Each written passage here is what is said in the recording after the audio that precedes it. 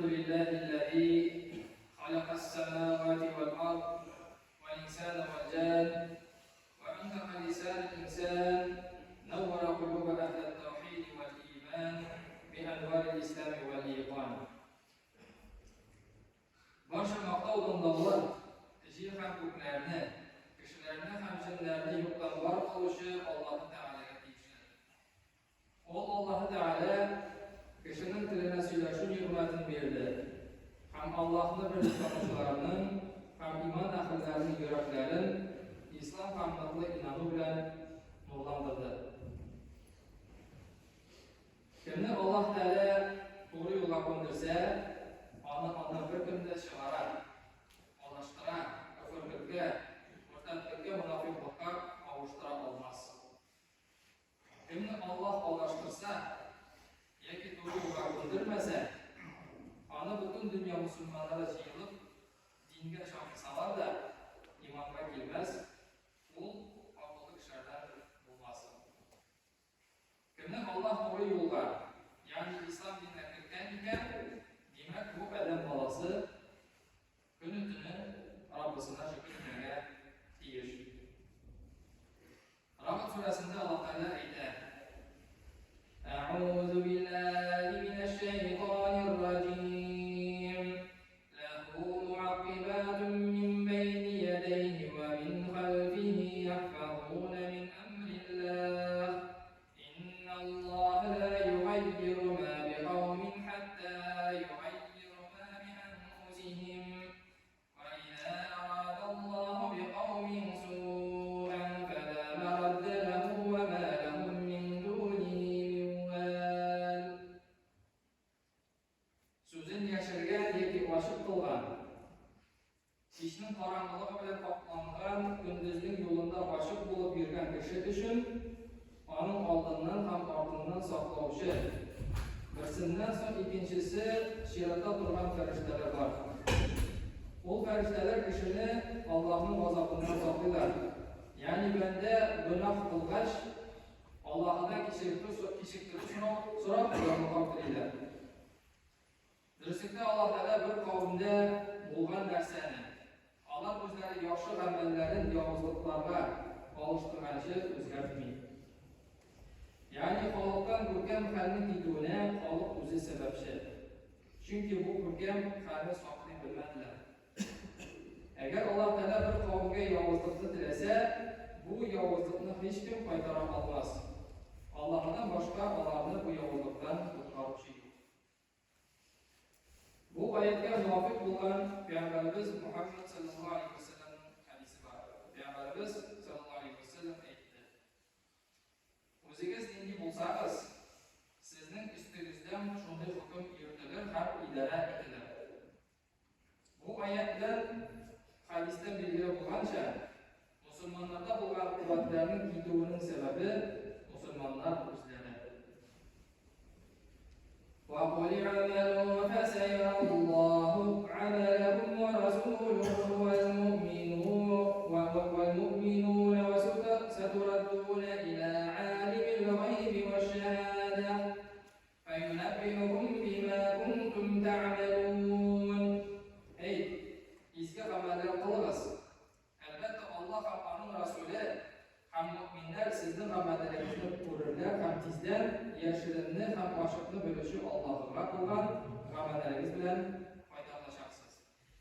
U sizga xabar beradi. Qur'onda 6236 oyat bor. Har bir oyat bu bilgi, nasihat, kisatu ham mo'jiza bo'lib turadi.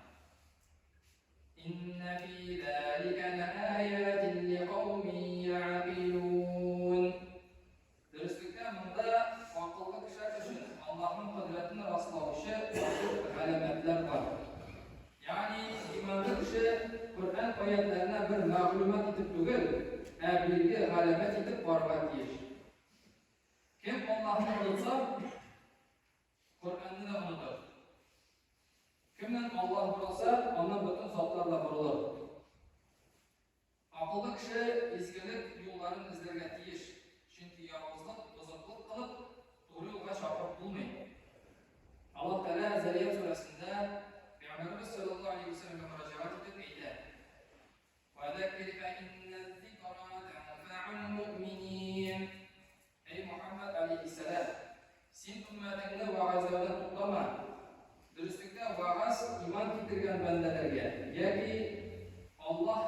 fikrini takdir qilgan odamlarga foyda berir. Masjidga kelgach, mu'min musulmon Allohni esga tushiradi. Jamoat bilan ibodat qilib uchun ertaga keladi. Juma kuni xutba, ovoz tinglaydi va ibodatlarni diqqat bilan har so'zga e'tibor etib, tuzatishga oshiradi. Madrasada ilm olib, Allohning shariatini o'rganib, Qur'on ilmlarini o'rganib, o'z qalbini tarbiyalaga tirishadi. Ezgi amallar qilib Allohning rahmatiga erishish uchun berilgan umrini qo'llanadi. يا أيها الذين آمنوا إن تنصروا الله ينصركم ويثبت أقدامكم. Ey mu'minlar, agar siz Alloh dini islomga yordam bersangiz, Alloh sizga dushmaningiz ustidan yordam beradi. Ham islom dinida haq yo'lda ozod turuvda oyoqlaringizni aniq berkitadi. Oyog'ini aniq bosib turgan kishi albatta qiyomat aliroq bizga erishmas. Umuman bugun tinch yashasang da bo'ladi deb aytmay.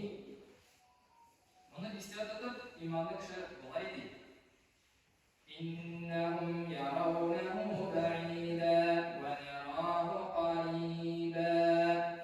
Bu kafirlar qiyomatni inkor etuvchilar. Ammo biz u qiyomatning bo'lajagini bit yoqin ko'ramiz. O'qimishli mu'min kishi qiyomatini hazırlanadi. O'zi ustida ishli oilasini o'tdan saqlash uchun tirishadi. Shunga da bugun bo'lmay endi ertaga qolsin deb yashamaydi. Bizning musulmon xalqimiz bugun so'zi bilan mayli maqollarni aytib qoldirgan. Birinchisi, bugun bilan kun bitmaydi. Ikkinchisi, bugungi hisob ertaga yaramaydi. Bugungi kun tamom bo'lsa da ertaga kun bor hali deb namozlarni, ro'zani, Qur'onni izgilib qilib qoldiruv, shulay deb o'zini hisob qilib, ertaga endi bu dunyodan ketgach kerak bo'lmas. Shunga ko'ra bugungi hisob ertaga yaramas. Innalloha la yughayyiru ma biqawmin hatta yughayyiru ma bi anfusihim. Do'stlikda Alloh taolo bir qavmda bo'lgan narsani Alloh o'zlari yaxshi amallarni yomonliklarga alishtiruvchi o'zgartiradi. Kim yaxshi hisobga umidlanib, hikmat yo'lina bosar, Allohga, uning rasulida, ilm ahllariga erishadi. Shirkka ketmas uchun, adashmas uchun doimiy masjidlarda namozlarni o'qishga tirishadi. Ham madrasalarda ilm olib, o'qib tuzaladi. Allah Teala kisatib aytgan Nahl surasi ya'ni Baqara surasida Ulaika allazina taba'a Allahu ala qulubihim wa sam'ihim wa absarihim wa ulaika humul ghafilun. O kafirlarning ko'ngillarına, quloqlarına ham ko'zlarına Allah mehr bosdi. Shuning uchun Allah haqni anglamaydilar. Haq sunni tinglamaydilar, ham qiblatlarni ko'rmaydilar. Bu kishilar butunlay g'afillar. Allohning ko'zlari da, quloqlari da, ko'ngillari da tumolangan. Mana shunday bo'lgan Alloh barimizni saqlasin. Alloh bugun umr bergan ekan, demak bugun tirishlar kerak. İbrahim payg'ambarni yondirish uchun o'choq hazırlangach, ani sundirish uchun bir balaki qush, balaki tumshug'ini bir oz suv olib sundirga turishadi. İşine göre neticesi zor bo'lar. Chunki u boshqalar betaraf buldatmagan bir vaqtda xizmat etdi. Alloh taolaga qo'ysin. Alloh qoshida dalili bor ana. Musulmon bo'lib da islom diniga betaraf bo'lgan Alloh taolo barcha saqlasin. Faqat izgilik qilishi, Allohning suyukli qullaridan bo'lib, naslalarimizga tarbiya berib, Allah Rabbimizning izgiliklar jamoatine erishishga nasib qilsin. Barakallahu lana va lakum